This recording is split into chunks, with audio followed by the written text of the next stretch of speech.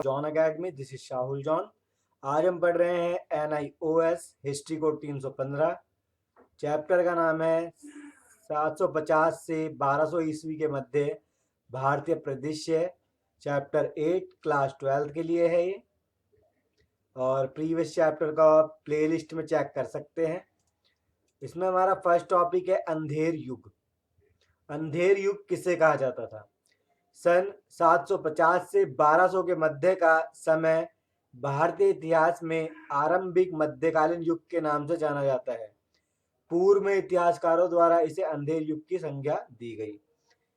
तो जो 750 से 1200 के बीच के समय को ही इतिहासकारों ने अंधेर युग का नाम दिया। भारत में दो राजनीतिक शक्तियों का उदय हुआ। 750 से 1200 के बीच में राजनीतिक शक्तियों में से तीन थे ये। उत्तर भारत में प्रतिहार, पूर्वी भारत में पाल तथा दक्षिण भारत में राष्ट्रकूट।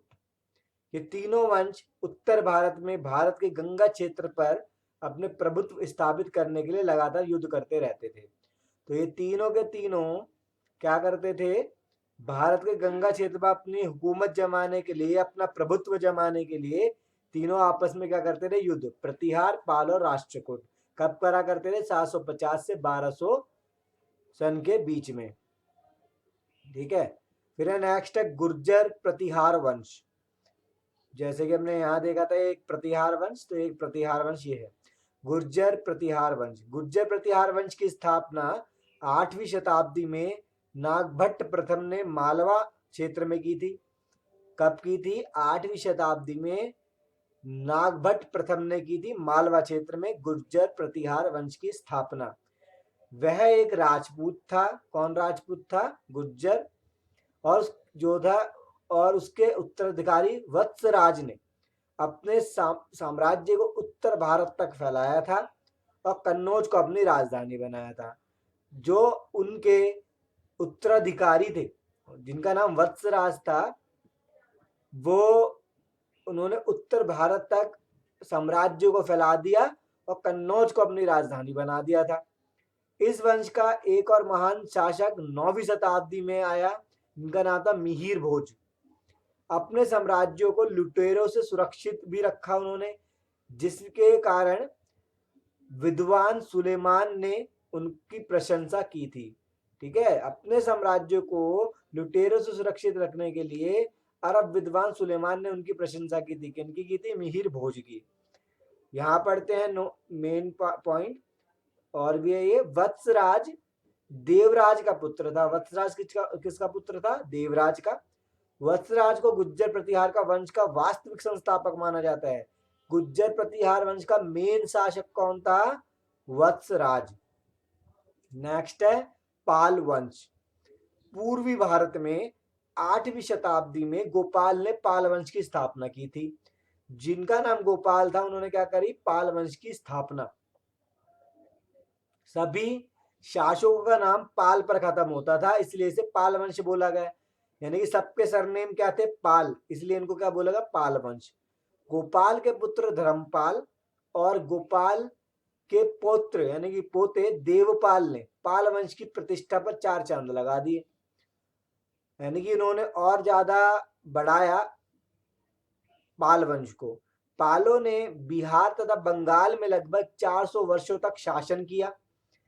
जो पाल वंश के लोग थे, उन्होंने कब तक राज किया? 400 वर्ष तक बिहार और बंगाल पर।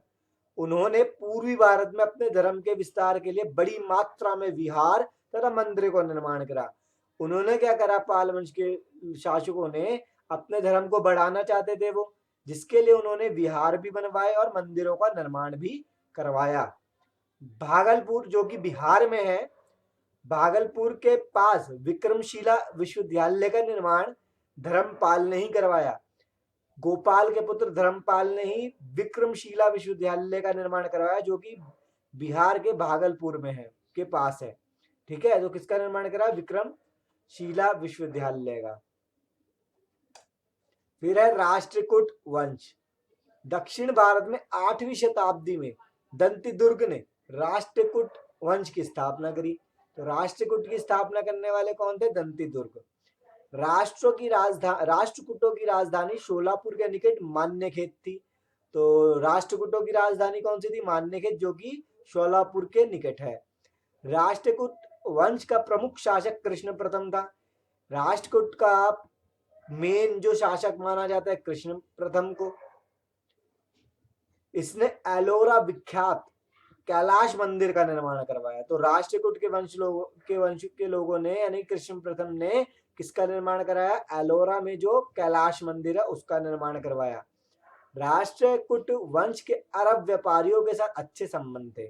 राष्ट्रकूट के अरब के जो व्यापारी थे उनके साथ क्या थे? अच्छे संबंध। इनमें पढ़ते हैं दंती वर्मन या दंती दुर्ग, एक ही बात है।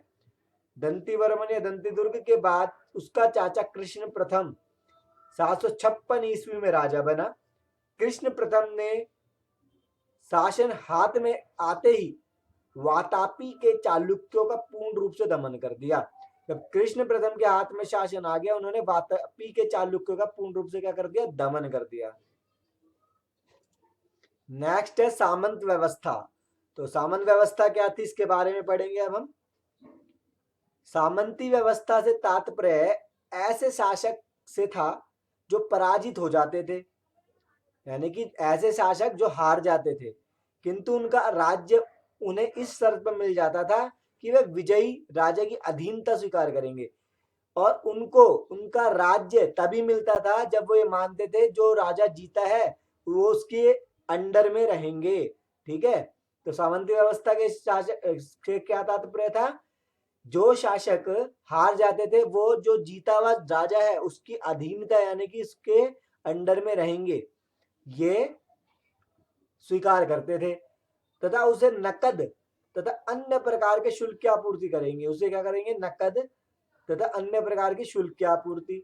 वह आवश्यकता के समय वे सैन्य सहायता करेंगे, और आवश्यकता के समय सहायता भी करेंगे किसकी? जो जीत गया है राजा उसकी। ठीक है, तो आपको समझ आ गया होगा सामंत व्यवस्था। आगे बढ़ने से पहले मैं आपको बताना चाहता हूं, अगर आप इसकी पूरे वीडियो को देखना चाहते हैं और इसके फुल कोर्स को लेना चाहते हैं, पीडीएफ नोट्स को, क्योंकि ये 1 पार्ट है, सेकंड पार्ट आपको जॉन एकेडमी की ऐप में मिलेगा। तो जॉन एकेडमी की ऐप को प्ले स्टोर से डाउनलोड जरूर करें ताकि आप इसके फुल बुक के नोट्स को, पीडीएफ नोट्स को और वीडियो को भी, पूरी वीडियो को भी ले सकें। फिर है सभा तथा उर। ब्राह्मणों द्वारा वंशानुगत रूप से शासित ग्रामों की समितियों को सभा कहा जाता था। ब्राह्मणों द्वारा वंशानुगत रूप से शासित ग्रामों की समितियों को क्या कहा जाता था? सभा। तो ब्राह्मणों ने वंश के रूप में शासित करते थे ग्राम, उनको कहा गया सभा। जबकि गैर ब्राह्मण, जो ब्राह्मण ना हो यानी कि, जबकि गैर ब्राह्मण प्रभुत्व वाली समितियां उर कहलाती थी। जो कि ब्राह्मण नहीं थी वो वाली समिति क्या कहलाई? उर। और जो ब्राह्मण थी वो वाली समिति कहलाई सभा। ये समितियां क्या करती थी? हम ये समितियां ग्रामीणों द्वारा एक निश्चित प्रणाली के तहत निर्वाचित सदस्यों की सहायता से जन कल्याणकारी कार्य, कर संचरण, प्रचार तथा मंदिर प्रबंध जैसे कार्यों का उत्तरदायित्व का निर्वाह करती थी। जो ये समितियां क्या करती थी? निश्चित प्रणाली के तहत निर्वाचित सदस्यों की सहायता, जो चुने जाते थे सदस्य, उनकी सहायता से क्या करती थी? जन कल्याण के कार्य, कर का संचरण यानी कि प्रचार उसका, तथा मंदिर प्रबंध जैसे कार्य का उत्तरदायित्व का निर्वाह करती थी। ठीक है, तो ये हमारा फर्स्ट पार्ट कंप्लीट होता है। सेकंड पार्ट को आप जॉन एकेडमी की ऐप से ले सकते हैं, देख सकते हैं, और पीडीएफ भी वहां पर आपको मिल जाएगी।